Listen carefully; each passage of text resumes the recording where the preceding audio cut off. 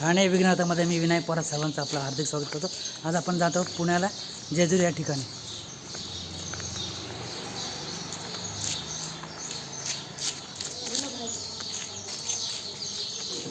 सकाळचे 6 वाजले आहेत। आपण आता वंदना बस स्थानकाकडे जात आहोत ठाणे टू जेजुरी जाण्यासाठी। तसे 2 पर्याय उपलब्ध आहेत, ट्रेन पण आहे, बस पण आहे। पण ट्रेनला तिकिटाचं वेटिंग लिस्ट दाखवत आहे, त्यामुळेच आपण ट्रेनचा पर्याय न निवडता बस स्थानकापासून प्रवास करणार आहोत। नमस्कार, ठाणे विघ्नहर्तामध्ये मी विनायक पवार आपलं खूप खूप हार्दिक स्वागत करतो। आज आपण आलेलो आहे वंदना बस स्थानकला ठाणे टू जेजुरी जायला। हे आहे वंदना बस स्थानक। या ठिकाणाहूनच आपल्याला ठाणे टू जेजुरी प्रवास करायचा आहे। आपण लवकरच पोहोचलेलो आहे, अर्धा तास अगोदरच। बस सकाळी 7ची आहे। ठाणे टू बारामती ही थेट जेजुरी गडावर सोडते। आपल्याला स्वारगेटला उतरून बस पकडण्याऐवजी ही बस आपल्याला चांगली आहे, डायरेक्ट थेट जेजुरी गडावर सोडते।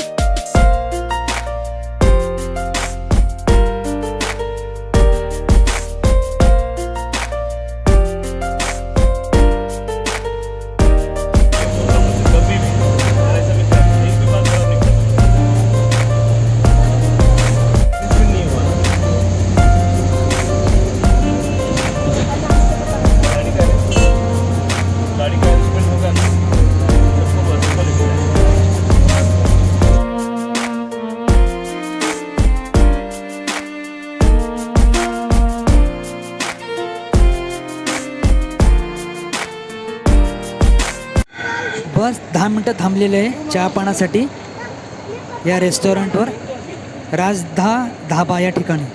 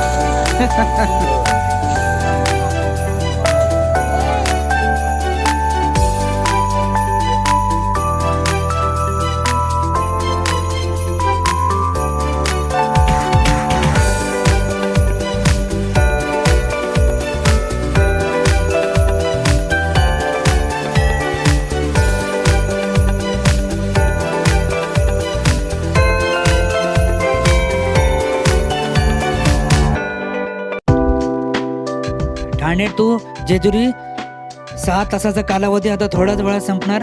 आता आपण पोहोचलेलो आहे स्वारगेट या ठिकाणी पुण्याला। स्वारगेटवरून परत 2 तासाचा प्रवास आहे जेजुरी गडावर जाण्यासाठी।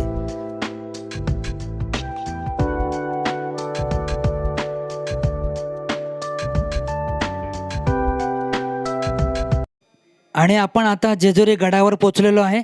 आपण बघू शकतो जेजुरी गड, किती उत्साह दिसतोय सगळ्यांमध्ये दर्शन घेण्यासाठी।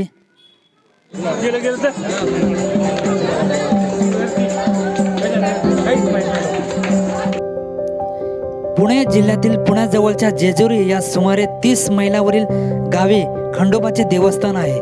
खंडोबा हे महाराष्ट्राचे कुलदैवत असून संपूर्ण देशभरातील लाखो भाविकांचे देखील कुलदैवत आहे। खंडोबाचे भक्त फक्त देशातच नाही तर परदेशातही मोठ्या प्रमाणात आहे। तो जेजुरीचा खंडोबा या नावाने सर्व परिचित आहे। खंडोबा हे शिव, भैरव व सूर्य या 3 देवताचे एकत्रित स्वरूप आहे। सुमारे 200 पायऱ्या चढून वर गेल्यावर मल्हारी मार्तंडाचे म्हणजेच खंडोबाचे दर्शन होते। 9 लाख म्हणजेच 9 लाख पायरीचा डोंगर असे या देवस्थानाच्या डोंगरास म्हटले जाते। देऊळ अतिशय सुंदर आहे। सभामंडप आणि गाभारा असलेल्या देवळात खंडोबाची मूर्ती आहे।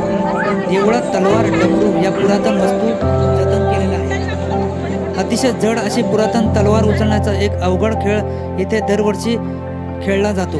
उंच धरून तलवार जास्तीत जास्त वेळ उचललेली ठेवणाऱ्या व्यक्तीला बक्षीस देण्याची पद्धत आहे. दसऱ्याच्या दिवशी मोठी यात्रा या ठिकाणी भरते. जेजुरीचे मंदिर हे या महाराष्ट्राच्या मंदिर वास्तुकला परंपरेच्या प्रगतीचा महत्त्वाचा टप्पा आहे. खंडोबाचे हे जागृत समजले जाणारे देवस्थान म्हणजे आहे. मराठा, कुणबी, धनगर, आगरी, कोळी व इतर अनेक लोकांचे हे आराध्य दैवत असून इसवी सन 1608 मध्ये या देवळाचे बांधकाम झाले. देवळात प्रवेश करताना उत्तरेच्या दरवाजावरच देवाचा नगारखाना आहे. पूर्वाभिमुख देवळासमोर 7 मीटर व्यासाचे पितळी पत्र्याने मडवलेले मोठे कासव आहे. यावर भंडारा व खोबरे उधळण्याचा नवस फार लोक करतात. चांगभले खंडोबाचा येळकोट असा जयघोष देखील करीत असतात. या भंडाऱ्याचे उधळण होते. तळी भरणे हा एक विधी या ठिकाणी होत असतो. ताटात खोबरे व भंडारा घ्यावाचा, पूजा करवून तळी त्रिवार डोक्यावर घ्यावायची, मग खोबऱ्याचे उधळण करावायचे.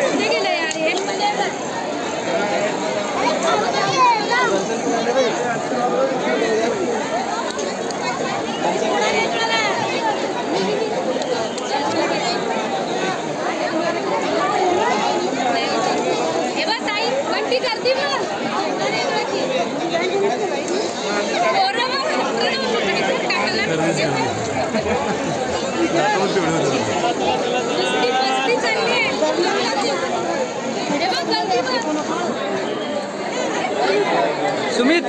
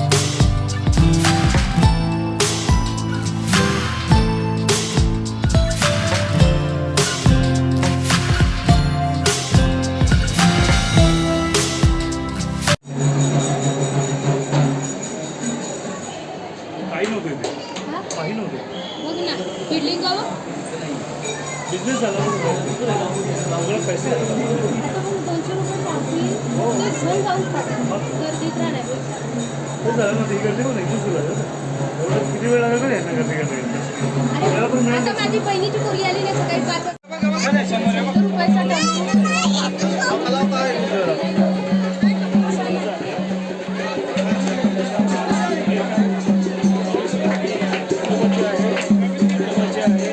बाळूमामाची आहे